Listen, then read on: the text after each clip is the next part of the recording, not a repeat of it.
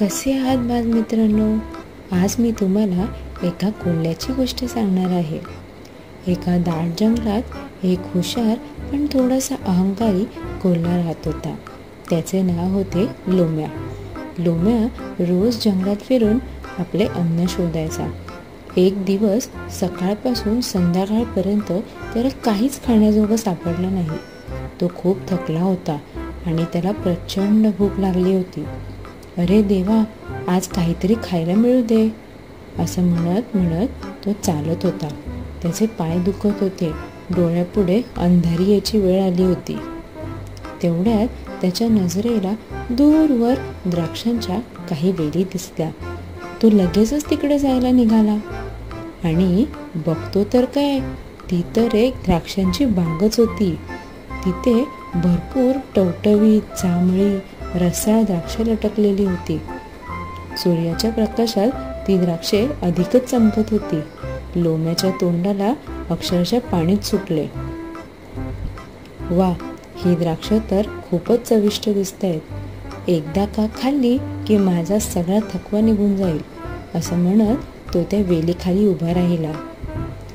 पण अडचण अशी होती की ती द्राक्षे फारच उंच लटकलेली होती. लोम्याने लगेचच एक उडी मारली, पण त्याच्या पंजांना द्राक्षांच्या वेलीची अगदी शेवटचं पानही लागलं नाही.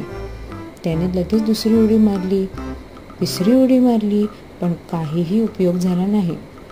आता त्याने वेगाने धाव घेऊन उडी मारायचा प्रयत्न केला. 1-2 वेळा त्याचा तोल गेला. तो जमिनीवर आदळला. त्याचे पाय दुखायला लागले. द्राक्ष काय त्याच्या आवाक्याच्या बाहेरचीच होती. थोड्या वेळाने तो फार थकून गेला. त्याचे पाय लटपटू लागले.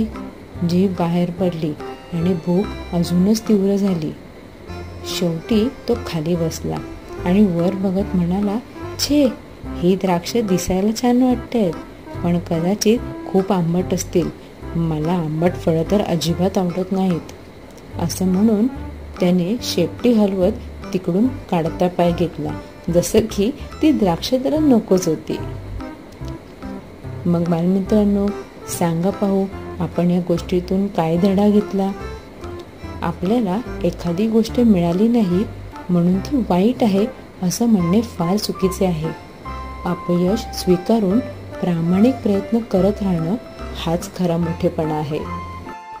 तुम्हाला ही गोष्ट कशी वाटली ते मला नक्की सांगा आणि आपल्या चॅनल कोको कार्टून स्टोरीला सबस्क्राईब करा.